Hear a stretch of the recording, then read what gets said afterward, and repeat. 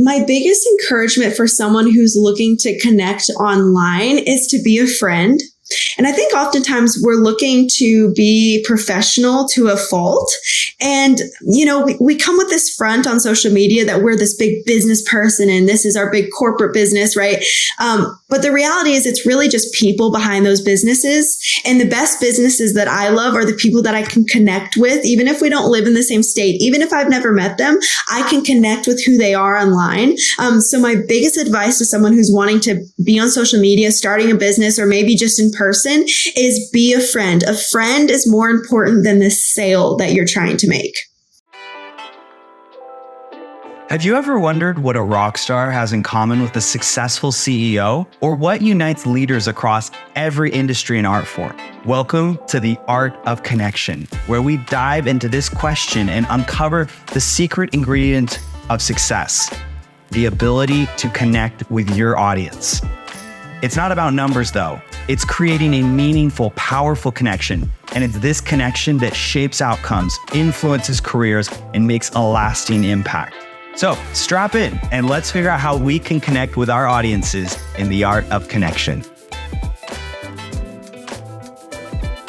Awesome. Well, welcome to the Art of Connection, where we help you build bridges and not walls with your audience.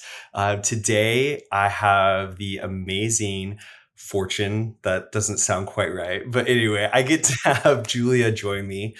She's the owner of a charcuterie service, as in she creates charcuterie for clients, kind of ranging over different types of clients. I've seen you do like a lot of different types of people, but anyway, she's the owner of this company, Orange Table.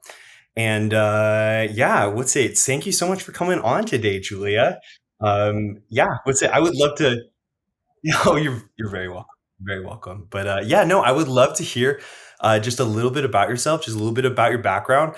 And then we're going to jump in. We actually just looked at some of the questions we'll be talking over, and I think it's going to be super packed with just really, really helpful stuff for kind of making sure your social media strategy is healthy and, ultimately just helping you to connect with the people that you're kind of targeting and wanting to help. So anyway, we have a bunch of cool stuff, but before we get to that, who are you, Julia? Where do you come from? Yeah, what's going on? Awesome. Well, thank you so much for having me, Isaac. It's just a privilege to get to talk about the Orange Table.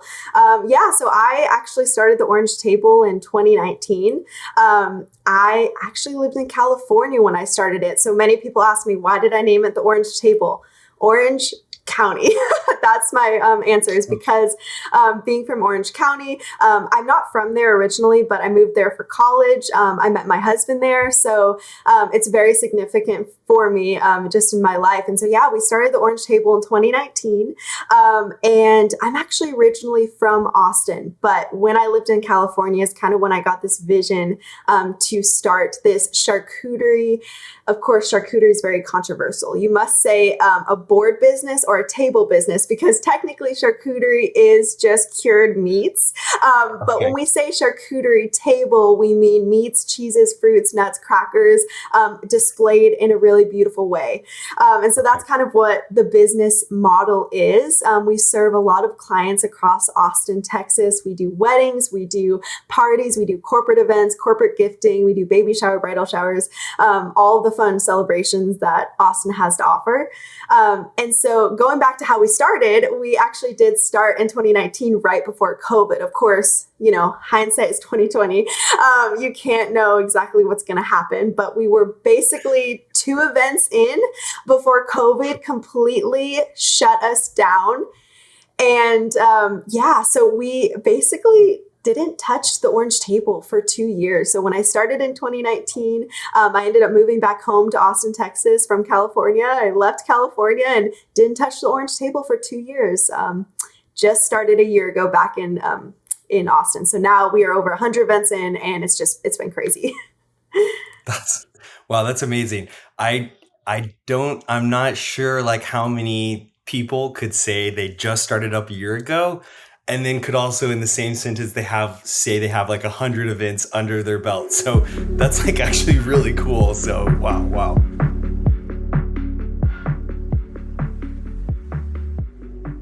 how much has social media kind of like played into the success of that? Did you start off just like referral? So I kind of have that as kind of like one of the first things that, I want to work through is basically, how did you start out with social media? Did that play a big part or yeah?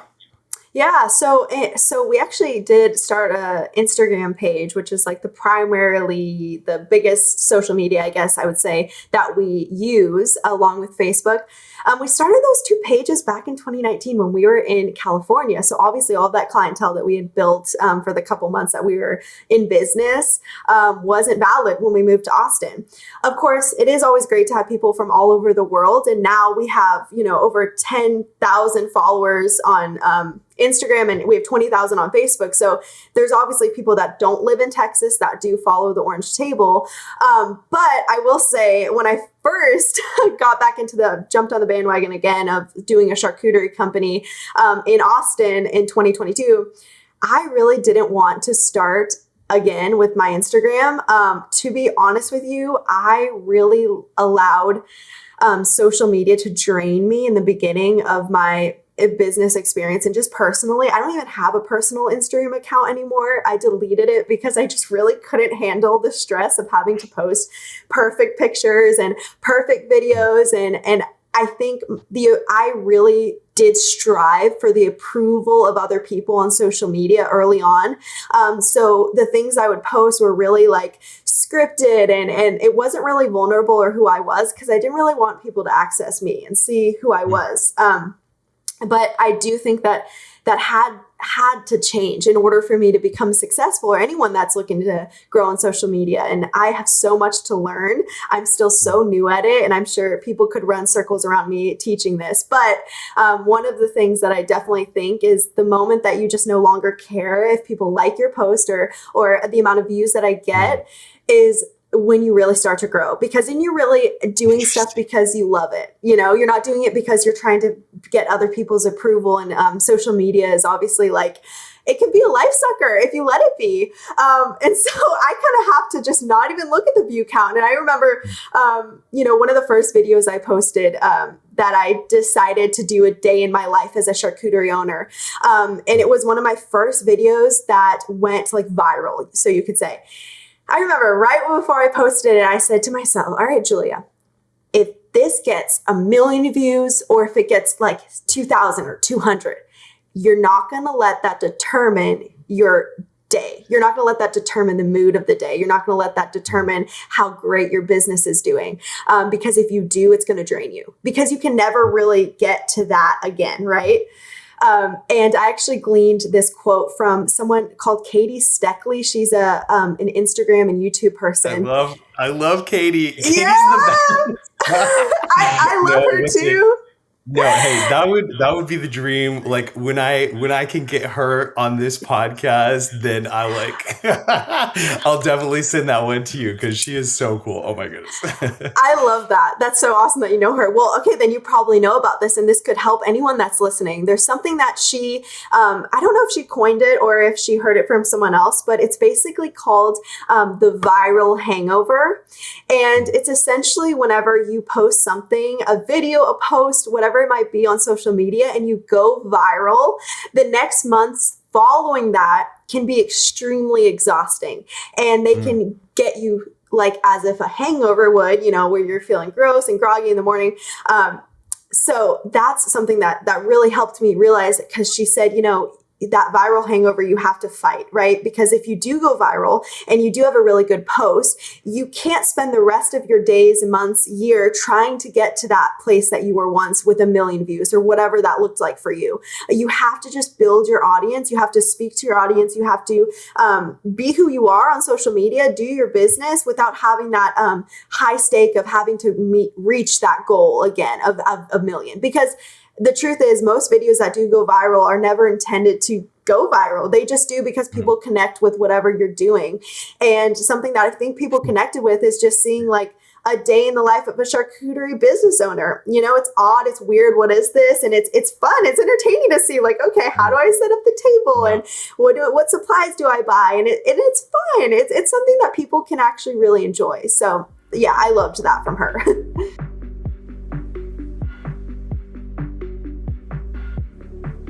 lot of times you get this message of just kind of get out there, do it. That's so good. That's so needed. But I feel like, I think it's like even better. Maybe it's not a, one or the other, but it's like so much better when you have that huge sustainability component. And I think that's the biggest thing that's the biggest thing that I've been finding is in that moment. And it's sometimes I feel like it can feel so difficult to really see like clearly, how you're like approaching what you're doing.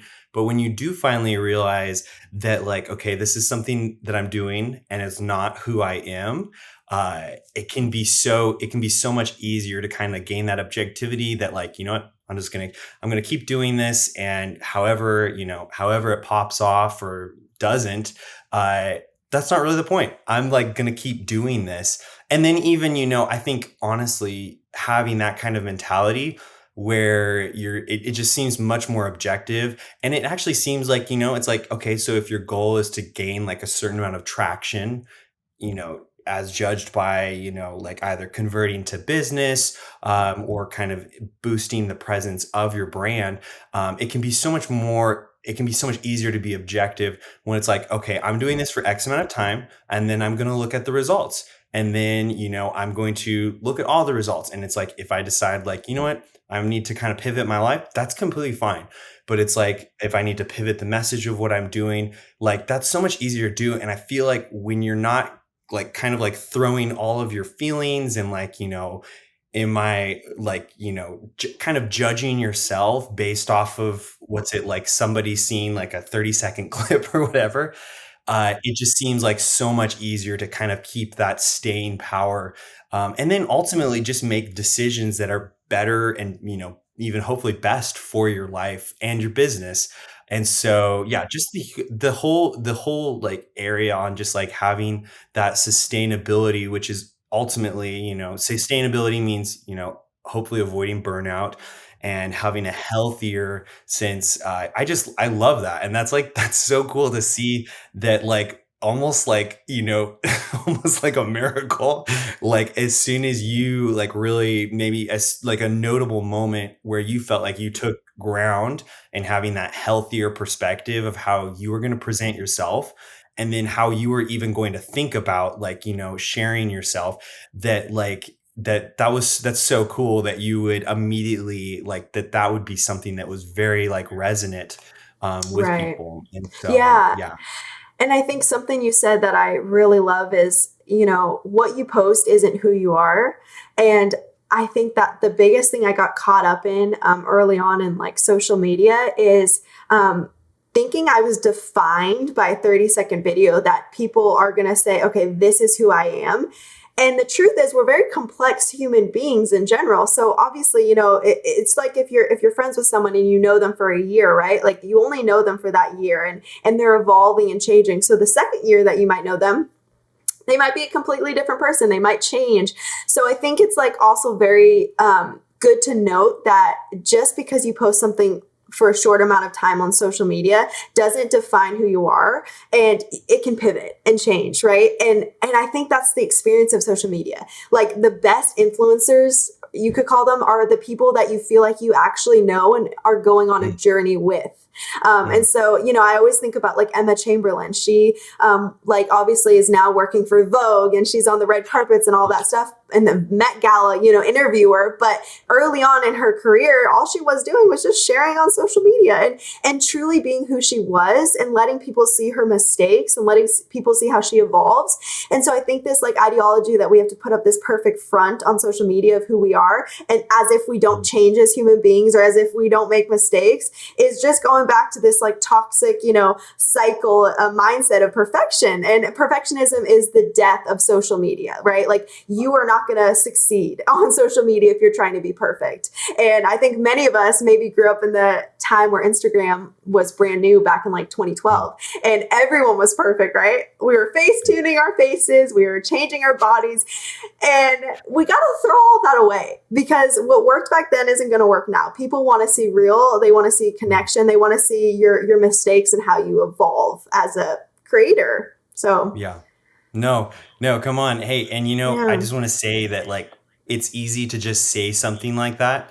but it's powerful to like, for instance, I looked at your TikTok last night. I was kind of Yeah. preparing for this, and I'm like, I should probably see like all the social media platforms that she's Yeah. on, and just like kind of looking. And so I've pretty much mainly seen you on Instagram. Mhm. And like I'm like, wow, this like she's like killing it, and like this seems awesome. And so I looked at your little link tree, jumped over your TikTok, and I was expecting like I've like because like I've just seen you like succeed really well on Instagram. I was expecting like TikTok to be like an afterthought, and so like I jump over there, and like on your little main thing, I'm like, oh, 1.9 million views. I'm like, wow, Julie, Julie, and I'm not trying So to funny. not trying to gas you up, but I think Yeah, the thing I no. wanted to say is that and the thing is it's awesome to see that like it's not even just like the you just had one viral thing. Like you've actually had like a lot of consistency with the engagement that you're reaching. And you mentioned your follower count earlier on your different socials, and you forgot to say almost 10,000 on TikToks now. And That's so so funny.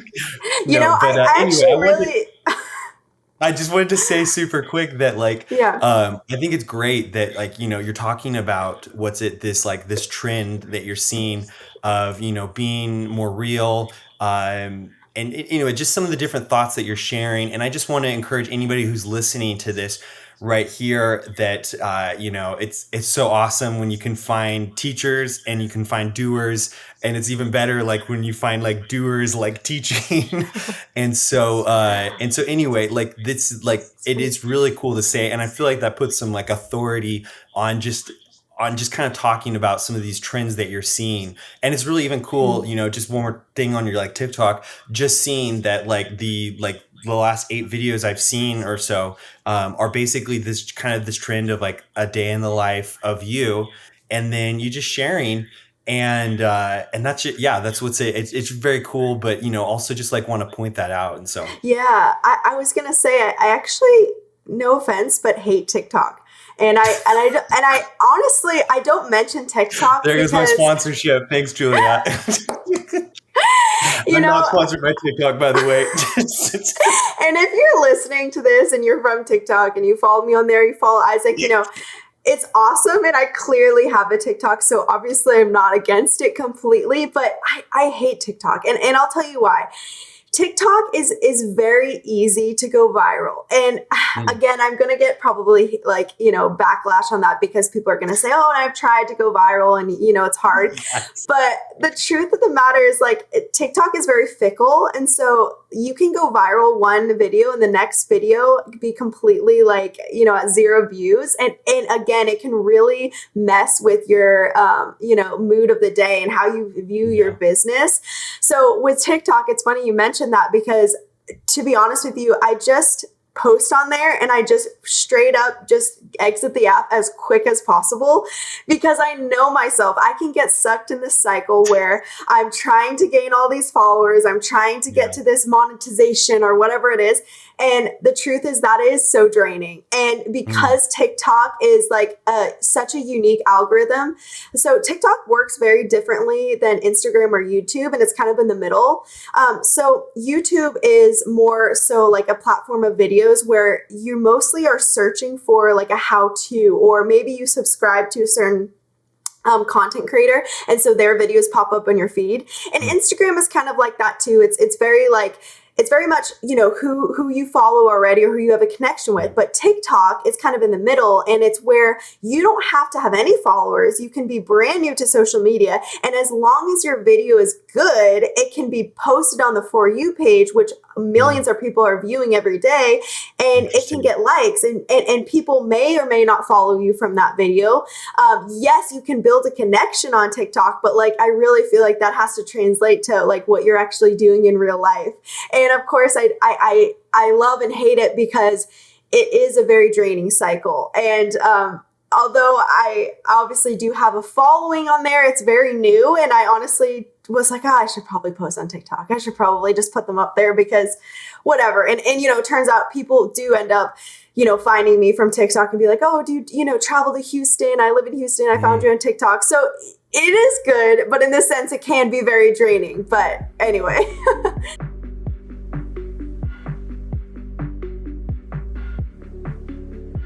So there's this one super, super, super great quote that I think can help anyone, even if you're not looking to expand on social media, even if you're just looking to, grow your business or honestly start a side hustle or whatever it might be. This quote really helped me. And it's from Barbara from Shark Tank, which I really enjoy watching Shark Tank. I think it's so interesting to see all the different products on there and investment and all that good stuff and financing. And but anyway, one of the quotes that she said is along this line. It basically, she said, she looks for when she's deciding in whether to invest in someone is, do they actually enjoy what they're doing? And it sounds so simple, but I found that there was times in my life where if I was starting to try a little side hustle, if I was starting to start a business, if I was doing it to make money, it always fails because the problem is when you're just doing your business or your side hustle, or maybe it's just a hobby or an activity and you actually don't enjoy doing it, there's going to be no fire and passion behind what you're doing, and it will run you dry and you will stop doing it. And so the most simple thing to do is to ask yourself, do I actually like doing this? If I didn't get paid for doing this, is it something I enjoy doing? And for me, I genuinely love making charcuterie tables. I genuinely love meeting my customers and my clients that hire me, and I come inside their homes. And I've met, retired NFL players. I've met retired basketball players. I've met people that are living in downtown Austin, and it's a beautiful house. And I walk in, and it's so fun and interesting to meet new types of different people that I would ordinarily never meet. I love doing that. And so that for me is what fuels my business. And that can be totally a hobby. For me, I love being a mother, right? I just had an 8-month-old baby boy. And so I want to have more kids. Me and my husband want to have another baby sometime soon, So that's something that I love to do. So that's why I'm going to do it, right? So whatever you do, whether it's a hobby or an actual business, it has to be fueled by your actual interest in it. And once it's fueled by your interest in it, it will be so much smoother down the road because you're not depending on making money for it to be enjoyable. Wow. Yeah. Wow. Yeah. That's no. Oh my goodness. That's so great. Oh man, there was just so many little things of what you just said. No, I think that's beautiful. And this podcast called The Art of Connection. And I think that's really one of the biggest things that I want for people to understand. Don't even take it from me, literally just take it from looking around the world. And I think the thing is, kind of moving into the corporate world or commercial world or making money world, every single transaction hinges on somebody seeing you and what you're offering and them wanting that. And I think that's so powerful because, there's unfortunately lots of con artists out there. There's lots of people who've presented something fake and they've figured out what people want to hear and they say it. And, honestly, it's funny. I listened to another podcast that talks about Ponzi schemes. It's very interesting and it's very entertaining. And it's very interesting watching these people and how often short and quick these Ponzi schemes happen. And these financial fraud schemes where somebody is saying, we have this, but they don't actually, and they're just trying to make money or whatever. And I love what you're saying right here, just about this, really, kind of doing that dig into who am I? What what is it that brings me alive? And I think really often you'll very much find, there's Maslow's hierarchy of needs. And it's at the very bottom layer, you have just basic food. And I'm honestly not even going to go too farther down that because I can't remember exactly all those different parts of it. But basically just this idea of, starting out with basic things and kind of, moving all the way up to at the very top, I believe, is self-actualization. But when you have done that work to find out who you are and what you're passionate about, it's so much easier for you And then even for the people that you're hoping to be able to serve with either your product or service or solution or entertainment, any different thing, it's so much easier to do that. When you actually have something genuine to offer, and having something genuine to offer really only comes from knowing a little bit of who you are and what you're passionate about. And so that's no that that's really so powerful. I love that. I want that message to go out so much more. I think a lot of people are starting to really kind of boost that. I mean, obviously Barbara from Shark Tank, but no, that's literally, I love that. And that's so awesome. So I think honestly, I was thinking earlier, I wrote like a bunch of questions and a lot of them went like very granular on like different like social media techniques. But I think from like so much of what you've talked about here is really, you've like mentioned some powerful practical steps, but also you've really talked about some I think in my book, very practical things that need to go on inside of you in order to make this like sustainable. But then also often, it seems like the trending towards like a lot of these things that are even sustainable, which is super exciting, are actually impactful and effective.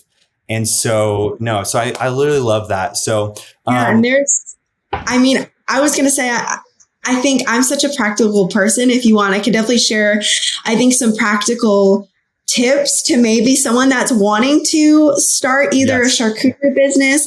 I have so many questions of people that are asking me, I want to start a charcuterie business in my city that I'm in. So I'm actually working on a course right now to sell to people that want to know how to start it. But I'll give some freebies right now because I think this is really good. And honestly, this principle can apply to any business. So maybe you want to be a videographer, or maybe you want to be a photographer, or maybe you want to do, sales or marketing, whatever type of business you want to go into. Lifestyle, makeup creator, right? This principle can apply to anything. And this is my number one tip that I would give is look at the people that you admire the most and ask yourself this question: why do I watch them? So for me, I had this awesome charcuterie business page that I followed, and they were two girls and they are awesome. Their business name is Jovi Events. Okay. So I found them on Facebook and, I love them. I ended up reaching out to them and I asked her and I said, what do you do to make your boards look so beautiful? And she told me, this is what we do. And, this is how all the kind of questions that that she gave me. But one of the things that I had to take away was I looked at her page and I said, what attracts me to that, page? What attracts me to that page? And oftentimes what you want and what you're looking for are what other people are looking for too. So something I like on pages is if I'm gaining some information, or if I'm gaining some inspiration, or maybe I'm getting some entertainment, right? Maybe it doesn't have to be informational and it can just be entertaining. So ask yourself that question. Why am I looking at this? Why do I enjoy looking at this? Is it because it's beautiful? Is it because it's entertaining? Is it because it's informational? It's teaching me something. And once you decide why your favorite YouTubers, Instagrammers, content creators are creating the content that you love, you can take that for yourself and say, okay, I'm going to teach someone else this information that I otherwise would love to learn on social media. So, wow. Yeah. No, that's it right there. I mean, that was a great free tip, by the way. No, and I think honestly, that's like so cool. I love it that you mentioned that you reached out to this person that's doing something similar. And I think people would often be surprised how attainable it is to reach out to people that are doing what you're passionate about. And even like, kind of skilling up from there. But no, that was really, no, that's awesome. Well, okay. As we're wrapping up here, I had some speed round questions for you, and definitely want to make use of the person that you are, professional charcuterie table designer. So, okay. So real quick, I can't say charcuterie board business, right? That was the delineation. and I get in trouble with the FDA here. So, and people will hate on you no matter what you do right or wrong. But I do say charcuterie business just because in the United States, that's the term we use. But yeah, in France, where charcuterie is from, they're saying it's cured meat. So anyway. Okay, got it. Okay, got it. Well, okay. So just as long as I'm, don't do anything in front of Interpol or like the international police, I should probably be okay. So okay, awesome. So with that said, since you are a charcuterie aficionado, okay, what is your favorite cured meat?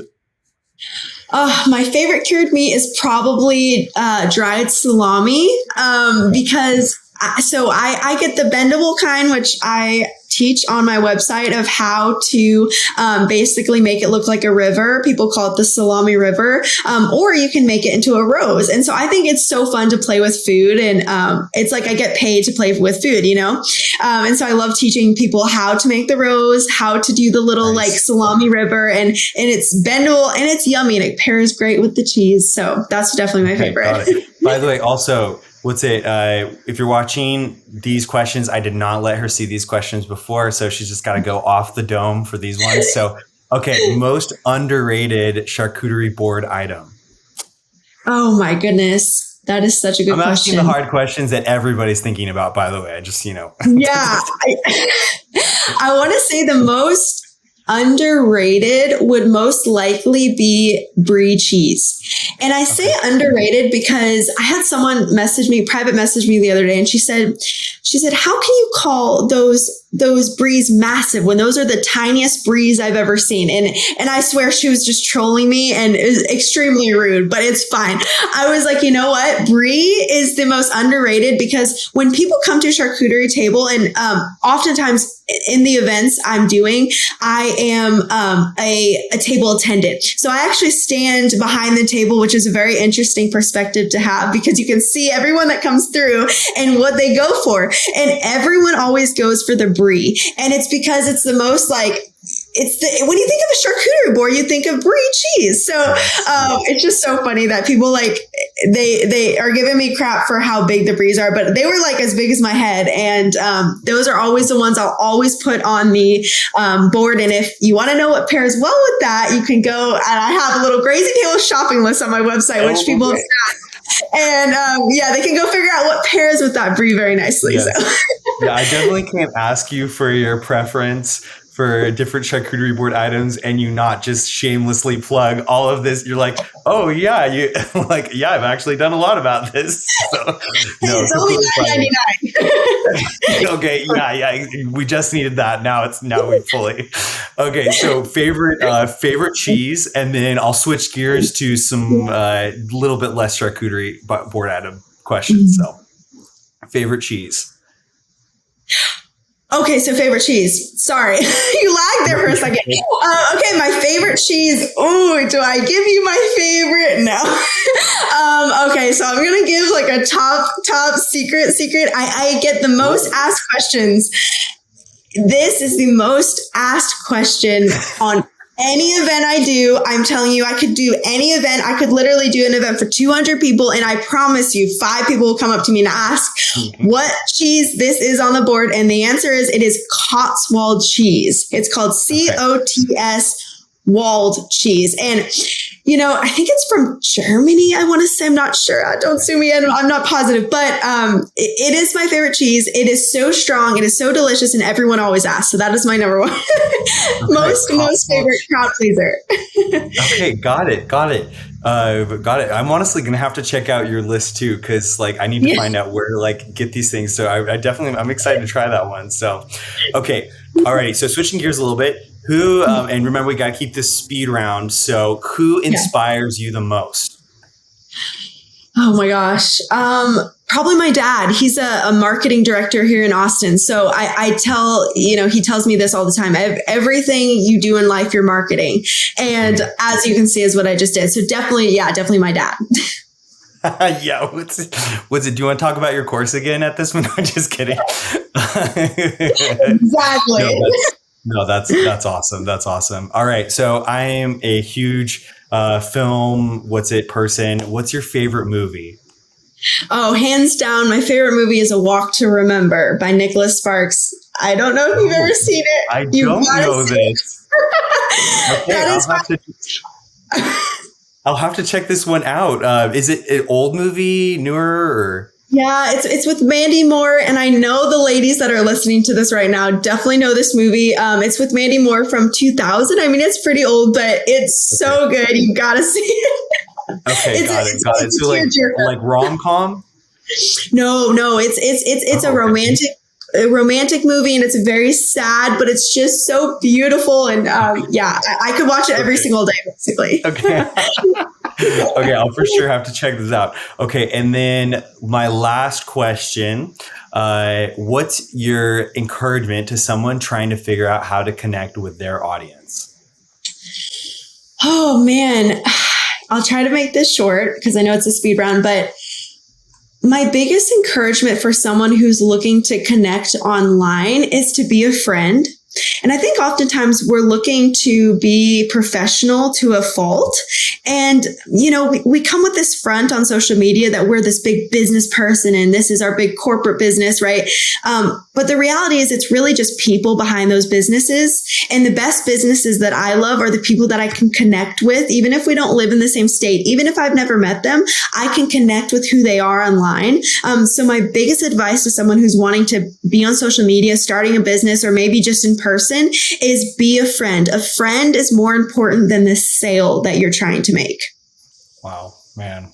Dude, that's crazy. Like, again, I think it can be so easy to say stuff like that, but like the fact that like you're experiencing a business that's profitable, and then also like your social media strategy, kind of your marketing strategy is like working.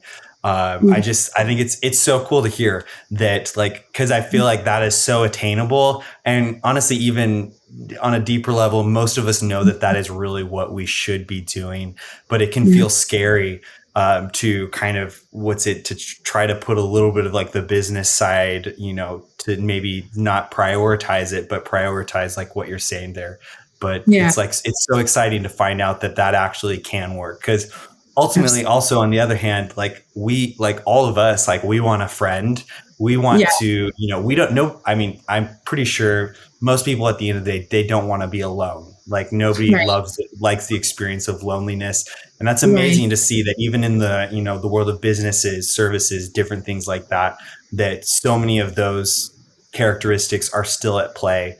Yeah. And so anyway, well, with that, thank you literally so much. This has been so awesome. I've learned a ton. And then I just, honestly, your whole attitude around your entire business is really it's just so refreshing. It's really powerful. And I'm just excited to keep seeing your business, keep succeeding.